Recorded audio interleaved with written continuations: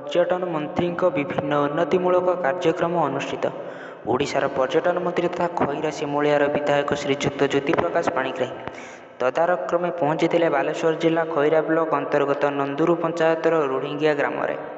सेठारे नवनिर्मित होइथिबा अंगनवाड़ी केन्द्रर कार्य तदारख करने सहित यथाशीघ्र कार्य संपूर्ण करने कार्यरत थिबा कर्मचारी मानकु परामर्श देथिले।